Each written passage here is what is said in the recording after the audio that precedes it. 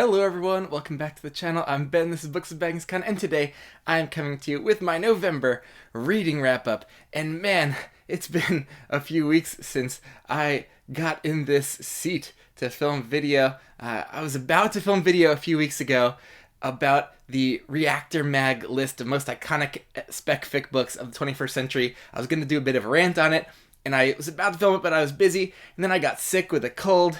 I lost momentum, the Thanksgiving break happened, busy with work. Man, it's been a struggle to gather the energy to film, but I have a lot of plans for filming in December, maybe wrapping up my visit to Dragonsteel, which I'm heading off tomorrow for, and maybe that rant video about the Reactor Mag list, and a Mondo book haul, which Dragonsteel is going to add to, and my end-of-year wrap-ups, which I love, my top 10 reads of the year, most disappointing reads, my annual Genghis Khan awards. So, yeah, I can't wait to kind of get my momentum back with filming. So expect a lot of things coming your way. But first, I may not have been doing a lot of filming this month, but I was doing a lot of reading. And especially when I was laid up a little sick, I was just burning through pages and had a wonderful reading month. Starting with The Way of Edan by Dr. Philip Chase. So I went on Read by Kyle's channel for Kyle's Corner Chat with Philip, and that's why I wanted to finally dive in.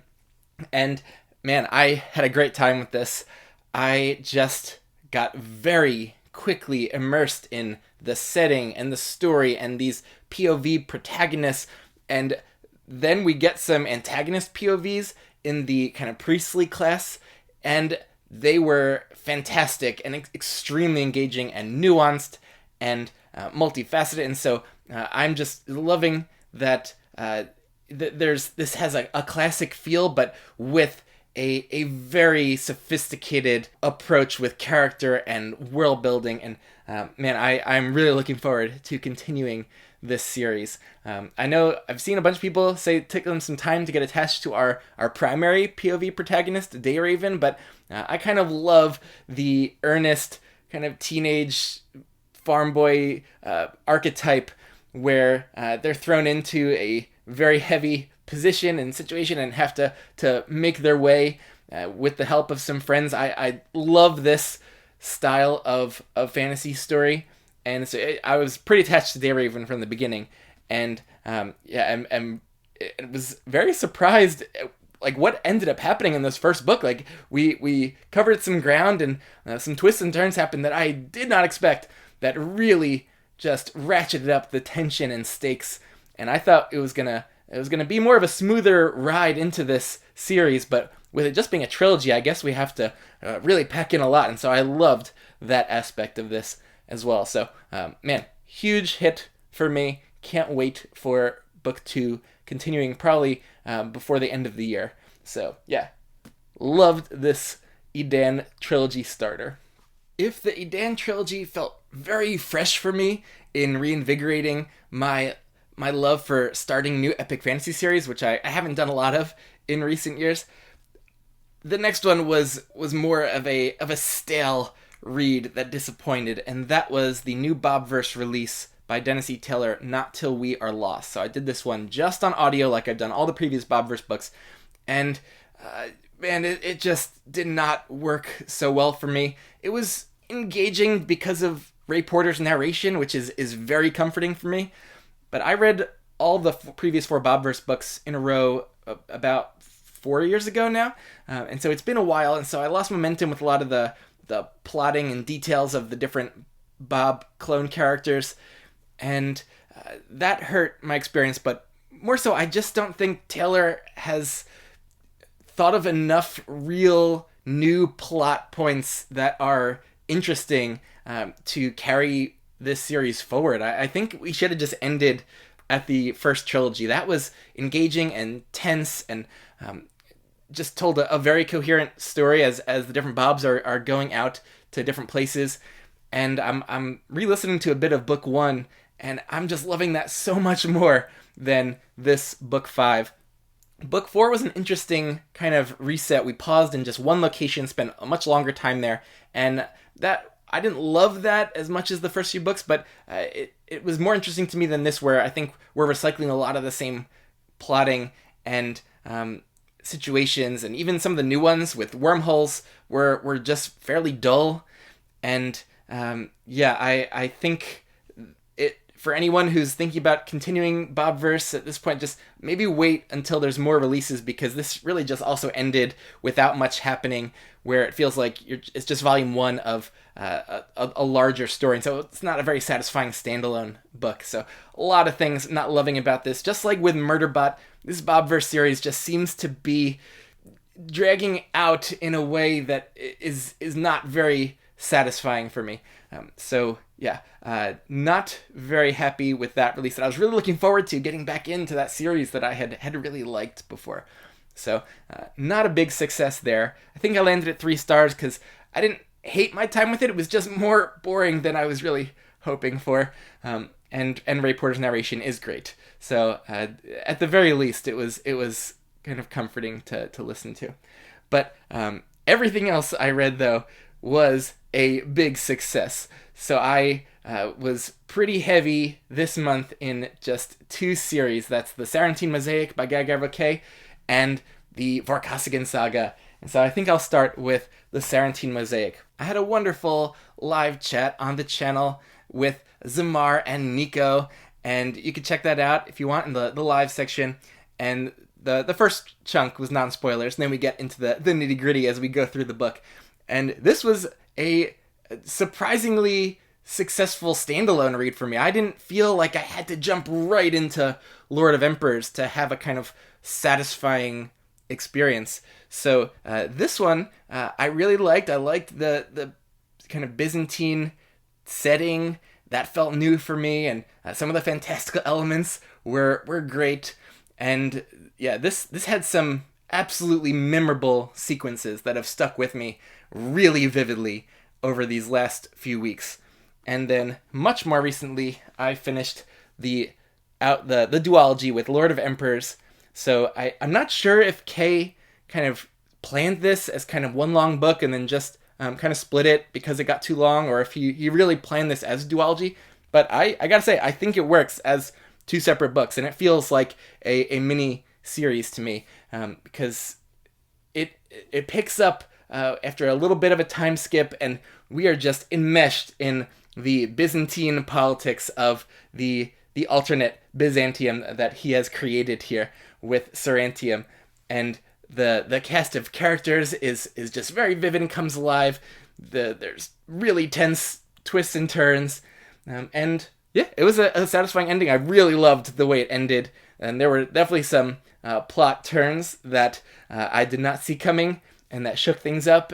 And throughout this series, Kay just has just crackling dialogue with so much cleverness and subtext, and there are a lot of really intelligent and clever characters on the page, and they really come off that way. And that's one of the delights of this series in particular. And overall, though, I think I regret trying to fit so many Guy Gavriel Kay books into this first year of me discovering him as a favorite author, because I already read Song for a Bone and Lions of Elrasan and Brightness Long Ago, and so those experiences are pretty fresh, and Guy Gavriel Kay doesn't have like that many books, and so by doing these 2, I think I've already kind of used up a great portion of his historical fantasy books, and most of the ones that people say are his best too. So I kind of regret not waiting on this, and maybe when I was missing the style and really in the mood for it, going for these, because this series just didn't hit me emotionally and as hard as those 3 previous standalones did. And it might have been just the particular plotting and me not feeling as connected to these very particular characters. And still, these are masterpieces, and Kay's writing is just gobsmackingly incredible. And I do look forward to rereading these in the future, and when some of the details have faded. And this series just has some really long chapters with just these these just cinematic sequences, whether it's chariot races or these back and forth sparring conversations between characters. And so yeah, big success, although they're not going to become my new favorite Guy Gavriel K books. And if I have to be honest with myself, I think I come out of this with more attachment to Sailing to Sarantium. Just the journey that we took and some of the things that happened on the journey have stuck with me so intensely. And so in retrospect, I think I'm feeling stronger about this book than from when I kind of had finished it and was looking forward to the continuation. I think I would have been happy with just this one book as a standalone, like with where it ended, just leaving a lot of what was going to happen be mysterious. I think I would have been satisfied with just this book. But everything that did play out in Lord of Emperors was awesome. And so I'm glad we got that. And we did also have an ending where it leaves us kind of wondering what the future will bring. So yeah, 2 great books and another great success with Guy Gavriel K. Which takes me to my Vorkosigan binge.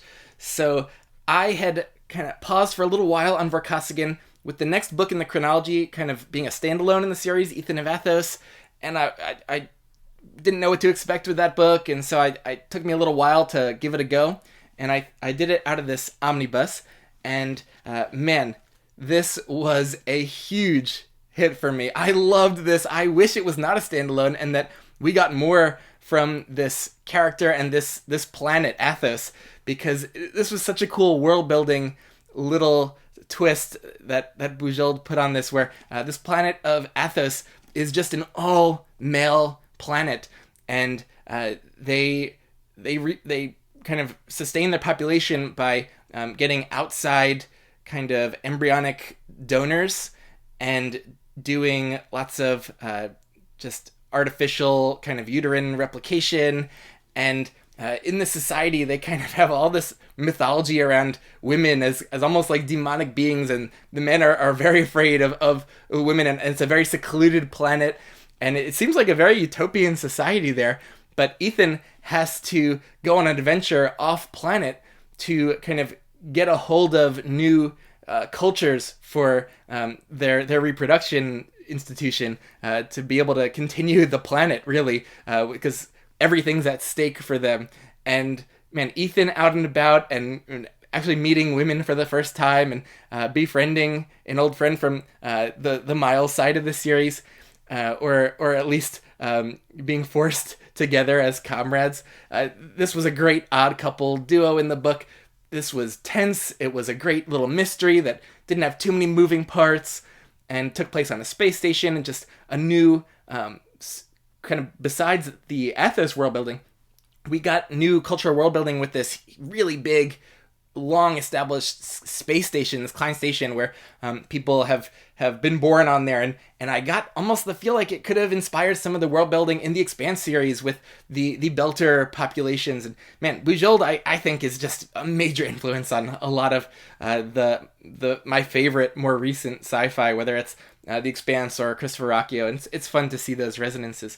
So this was a great fun little novel, and it does tie into the plotting of the Miles side of the series. So I would say, if you're having a great time with the rest of the Vorkosigan books, slot Ethan of Athos in. It was a 5-star read for me. It's a very slim, it was short, and it was a good time, and one of my favorite Vorkosigan books so far. So big success with that one. Don't skip Ethan of Athos. And then I dove into a couple of novellas. So I'm doing this fully in chronological order, which I would highly recommend, since Bujold, even if she didn't write them in that order, was really adept at kind of connecting everything and making everything flow coherently in the chronology. And so these novellas are also really important for the overarching character arc that Miles is on, and a lot of the important plotting. And so these were fun. I was a big fan of Labyrinth. This is kind of a madcap Miles novella where we go on a crazy mission, and it feels like classic Miles up to this point. And then Borders of Infinity is a bit more of a serious, dramatic one, where Miles inserts himself as a prisoner in a prisoner of war camp on a on a planet where war has broken out, that and we're on a kind of secret mission. And man, this hit hard. Like it was really it had a big impact for just being, a couple 100-page novella. And so Borders of Infinity, yeah, really good. I think Bujold shines in these kind of novella formats and telling just a very tight story. And yeah, so those, big success. And then I continued right into the main novels with Brothers in Arms. And I think this has become my new favorite Miles book that I've read so far. I guess there haven't been too many full novels yet featuring Miles, but this one just took things to a new level for me. And I basically just don't want to say anything about it and don't want to give anything away, other than that it was just an absolute gripping page-turner I read in just a couple days because I could not put it down. High stakes, new interesting plotting, and characters coming into play. And we spend time on Earth here. I can give that away. I just love that every book almost we're spending time on a new planet and seeing what the Bujold has in store for us with her world building. And every place feels so unique and just lived in and well developed in creative ways. And so, yeah, just enjoyed seeing future Earth in here and London. I think it's just like, I'm not actually sure how far into the future it is, but it's definitely more than a couple hundred years. But it doesn't feel like crazily far into the future. And so there's still like old ancient remnants in London from like the 21st century that I think she has a joke in there about that. So that was a great success of a Vorkosigan book. And then I am currently in the middle. That takes me to what I'm reading now, which is Mirror Dance. And this is like double the size of every Vorkosigan book in the series so far. I'm kind of halfway through. I feel like I've already read a normal Vorkosigan novels length book in here, and I can feel this becoming my new real favorite book in the series. And this is so intense, and Bujold just ratcheting things up to 11. She's gone to places here I just did not expect. And I love it when sci-fi authors go big, like they do sometimes in the Expanse series or in the Sun Eater series, like when they just surprise you by raising the stakes higher than you thought they could go. Just is fantastic. And yeah, so that's what I'm reading now, and I think safely say that this Vorkosigan series is becoming an absolute new favorite. I love the style, the character work, the world building. It's just hitting on and firing on all cylinders, including the audiobook. Grover Gardner, who does all of these, is just perfect for this. He has so much character in his voice and is so emotionally intelligent and clever, and just the perfect voice for these extremely clever, witty characters. I love Bujold's style too, with balancing dialogue and internal monologue. We don't spend pages and pages in internal monologues, but when we do have those, usually like italicized, or like they hit so hard. And it's something that Abercrombie does brilliantly in the first Law books, where there's just these very clear moments in here that where characters are having these pointed internal thoughts and internal conflicts and working through really, really brutal emotional stuff. And so, yeah, loving this as both a fun sci-fi adventure series and very deep character and world building study at the same time. So, yeah, amazing series. And wow, that takes me to the end. I did a lot of reading in November. For Book of the Month, whoa, that's a hard one for this month. Oh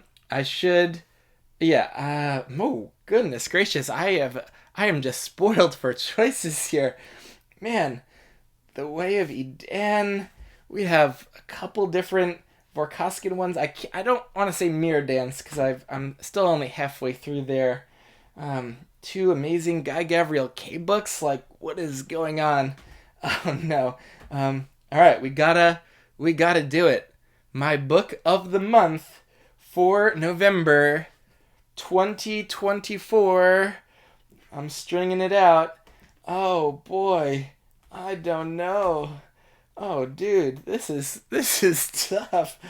All right, I gotta go with the one that just I think hit the highest on the grip to the page o-meter this month, which was Brothers in Arms by Lois McMaster Bujold, a fun, tense sci-fi adventure happening on Old Earth, and yeah, I'll go with that one. But that was a hard choice. I could have gone with any number of books when you know it was a great reading month. So yeah, then I should mention what I'm going to be reading. I got to finish up Mirror Dance, and then I am going to be getting Wind and Truth and spending a while reading that. Although knowing how fast I go through Stormlight books, it might not take me too long.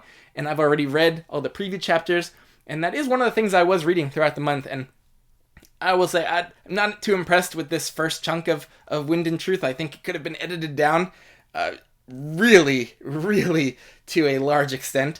Sando is taking a strange approach where he's having a lot of characters just talking through their feelings and thoughts more than usual, thinking them through an internal monologue, and it just feels a little unnecessary to me, and to the degree to which he's doing that right now. And but I think once we get into the next part and the plot is really just kicking off, I think it'll return to the normal feel and pacing of Stormlight books. So I'm kind of glad I got that first chunk out of the way and can just dive in to the next part. So, but going to Dragonsteel, I can't wait to see some of my favorite authors in person, whether it's Christopher Rocchio or Fonda Lee, Robin Hobb, Matt Dinneman. Hopefully I'll be able to get some of my books signed, and also be able to meet some of my booktube buddies that I've been knowing just online all these years. So I can't wait to head off to Dragonsteel. And yeah, let me know what you've been up to and what you've been reading this past month, what you've been enjoying, and what you thought of any of these books if you've read any of them. So yeah, have a great rest of your week. I'll see you later.